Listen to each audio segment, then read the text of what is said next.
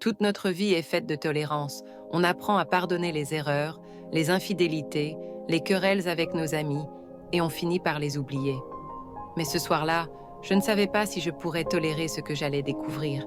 C'était un vendredi soir, un soir où je rentrais habituellement très tard, mais ce jour-là, je devais rentrer plus tôt.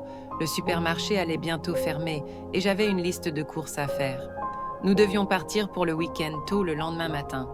Dès que je suis arrivée à l'entrée de l'appartement, quelque chose a attiré mon attention.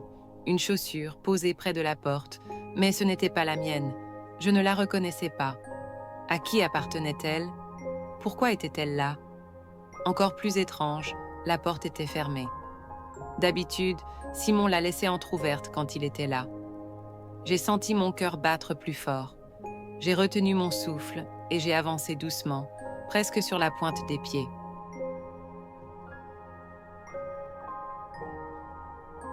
Chaque pas dans ce couloir semblait durer une éternité. Mon esprit tournait à 1000 à l'heure. Pourquoi cette chaussure était là? Pourquoi la porte était fermée? J'essayais de me convaincre qu'il y avait une explication logique. Peut-être que Simon avait invité une collègue pour travailler, ou peut-être que c'était une amie qui avait besoin d'aide. Mais au fond de moi, je savais que quelque chose n'allait pas. Je me suis arrêtée devant la porte de notre chambre. J'ai tendu la main pour tourner le poignet, mais j'ai hésité. Soudain, j'ai entendu une voix semblable à celle d'un chat, sauf que là, c'était une voix humaine. Jusque-là, rien n'était certifié dans ma tête. J'avais peur d'ouvrir la porte brusquement. Et si je me trompais? Et si je faisais une scène pour rien? J'ai respiré un bon coup, essayant de me calmer. Mais mon cœur battait si fort que je pouvais l'entendre dans mes oreilles. J'ai finalement tourné le poignet de la porte doucement pour ne pas faire de bruit. La porte s'est ouverte, sans un son. Et là, j'ai entendu des gemissements. Elle ressonnait comme si elle devait s'étouffer. J'ai avancé lentement, presque sans respirer. La lumière de la chambre filtrait à travers l'entrebâillement de la porte.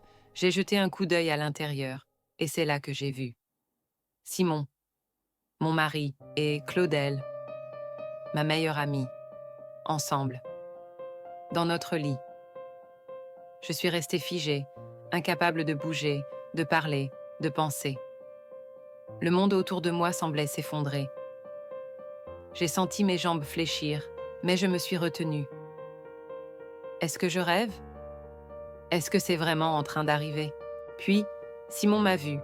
Son visage est passé du sourire à la panique en une fraction de seconde. Il a sursauté, essayant de se couvrir, bafouillant des mots que je n'entendais même pas. Claudel, elle, a détourné le regard, honteuse, incapable de me regarder dans les yeux. J'ai reculé, comme si je venais de me brûler. Mon corps a réagi avant mon esprit.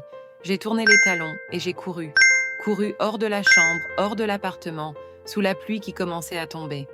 Je ne savais pas où j'allais. Tout ce que je savais, c'est que je ne pouvais pas rester là, même pas une seconde de plus. Je suis revenue quelques jours plus tard. Je ne pouvais pas éviter cette confrontation éternellement. J'avais besoin de mes affaires, de mes souvenirs, de tout ce qui me restait de cette vie que nous avions construite ensemble.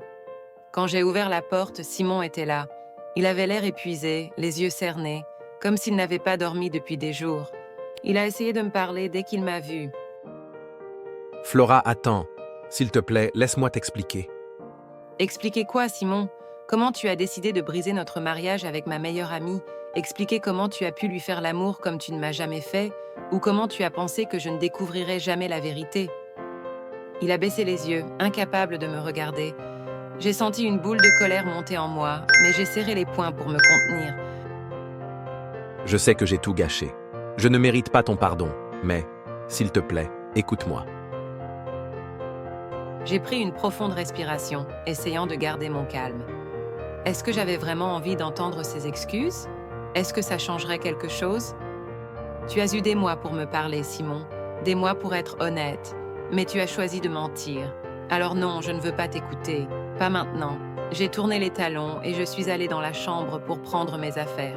Chaque vêtement, chaque objet que je mettais dans mon sac me rappelait des souvenirs que je ne voulais plus revivre. Simon est resté dans le couloir, silencieux.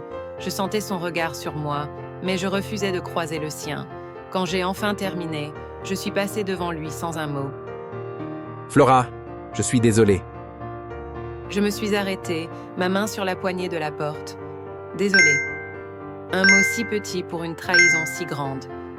Désolée ne suffit pas, Simon, pas cette fois.